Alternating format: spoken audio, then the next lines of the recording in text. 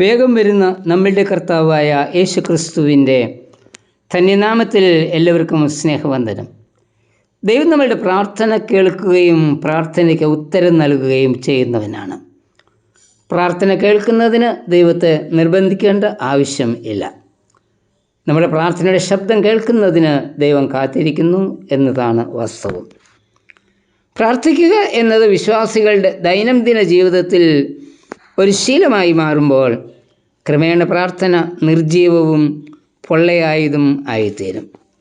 അങ്ങനെ വരുമ്പോൾ പ്രാർത്ഥനയ്ക്ക് മറുപടിയെ ലഭിക്കില്ല. നമ്മുടെ പ്രാർത്ഥനാ ജീവിതത്തെ ഈ പ്രഭാവത്തിൽ പരിശോധിക്കാം. നാം ആരോടാണ് പ്രാർത്ഥിക്കുന്നത്? പലപ്പോഴും നാം പ്രാർത്ഥിക്കുന്നത് ആരോടാണ് പ്രാർത്ഥിക്കുന്നത് എന്നോർക്കാതെയാണ്.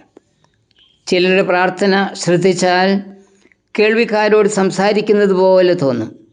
ചിലർ പ്രാർത്ഥിക്കുന്നത് തങ്ങളോട് തന്നെയാണ്. ചിലർ പ്രാർത്ഥിക്കുന്നത് മറ്റുള്ള എല്ലാവരെക്കാളും ഞാൻ വലിയവനാണ് എന്ന ഭാവത്തോടെയാണ്. എങ്ങനെ ആരോട് പ്രാർത്ഥിക്കണം എന്ന് കർത്താവ് തന്നെ നമ്മെ പഠിപ്പിച്ചിട്ടുണ്ട്. സ്വർഗസ്ഥനായ ഞങ്ങളുടെ പിതാവേ എന്ന് വിളിച്ചുകൊണ്ട് പിതാവായ ദൈവത്തോടാണ് നാം പ്രാർത്ഥിക്കേണ്ടുന്നത്. ക്രിസ്തീയ പ്രാർത്ഥനയുടെ പ്രമാണം അത് ദൈവ ഇഷ്ടപ്രകാരം ആയിരിക്കണം എന്നതാണ്. പ്രാർത്ഥനയ്ക്ക് ചില വ്യവസ്ഥകളുണ്ട്. 1 യോഹന്നാൻ 3:22 പറയുന്നത് കൽപ്പനകളെ പ്രമാണിച്ച് കർത്താവിന് പ്രസാദമുള്ളത് ചെയ്തുകൊണ്ട് പ്രാർത്ഥിക്കണം. ക്രിസ്തുവിൽ വസിച്ചുകൊണ്ട് പ്രാർത്ഥിക്കണം എന്ന് യോഹന്നാൻ 15:7 പറയുന്നു. കർത്താവിൻ്റെ നാമത്തിൽ നാം പ്രാർത്ഥിക്കണം.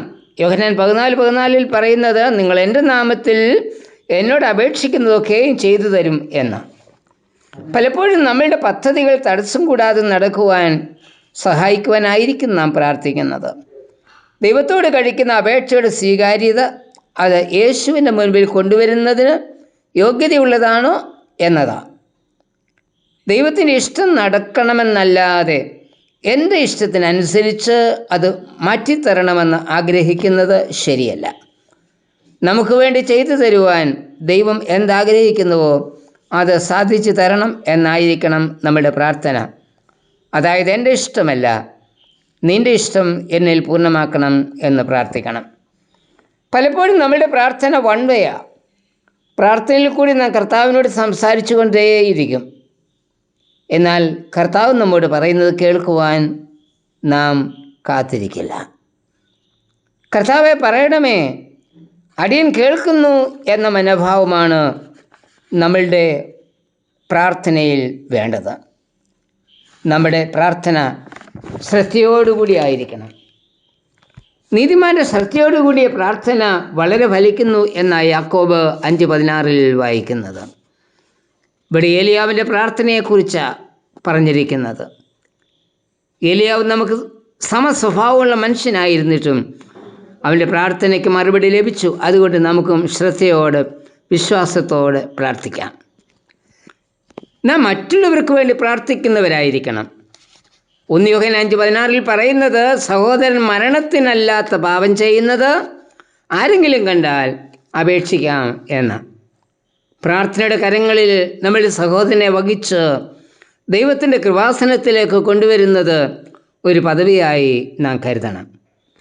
എന്നാൽ സഹോദരനെക്കുറിച്ച് ദൈവത്തോട് സംസാരിക്കുന്നത് പോലെ തന്നെ സഹോദരനോട് സംസാരിച്ച് അവൻ്റെ പാപത്തെ ഉണർത്തി അവനെ അനുതാപ അനുഭവത്തിലേക്ക് കൊണ്ടുവരിക എന്നതും നമ്മളുടെ ചുമതലയാണ്.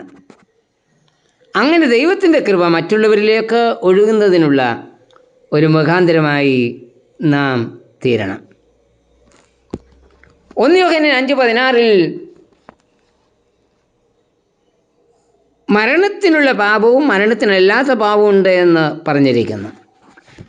മരണത്തിനുള്ള പാപം എന്താകുന്നു? മനഃപൂർവ്വമായി പാപം ചെയ്ത് ഹൃദയത്തെ കഠിനപ്പെടുത്തി ദൈവികക്ഷമ ലഭിക്കാത്ത വിധത്തിൽ അനുതപിപ്പാൻ മനസ്സ് കാണിക്കാത്ത അവസ്ഥ എന്ന് ചിന്തിക്കാം. അനന്യാസും സഫീറയും ചെയ്ത പാപം ഈ വിധത്തിൽ ആയിരുന്നു.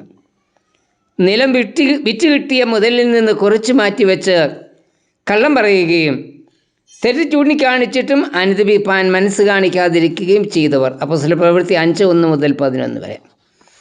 വിശ്വാസത്യാഗികൾക്ക് ലഭിക്കുന്ന ശിക്ഷ എന്ന് ചിന്തിക്കാം.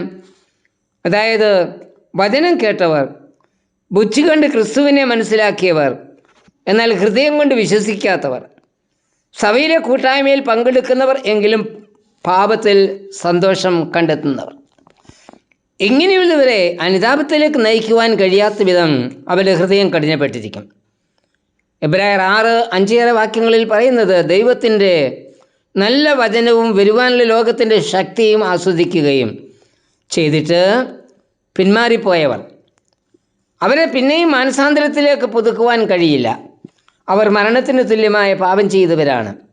ഇസ്കറിയോത്ത യൂദ മരണത്തിന് തുല്യമായ പാപം ചെയ്തവൻ ആയിരുന്നു. ഇങ്ങനെയുള്ളവർക്ക് വേണ്ടി അപേക്ഷിക്കണമെന്ന് ഇവിടെ പറയുന്നില്ല എന്ന യോഹന്നാൻ 5:16 വായിക്കുന്നത്. പാപത്തെ സ്നേഹിച്ച് അനുതാപത്തിന് ഇടകൊടുക്കാത്തവർ ആത്മീയ മരണത്തിലേക്കാണ് യാത്ര ചെയ്യുന്നത്. കർത്താവേ, പാപത്തെ ഓർത്ത് യഥാർത്ഥമായി അനുതപിച്ച് മനം തിരിയുവാനുള്ള കൃപ എന്നിൽ ചൊരിയണമേ. ആമേൻ.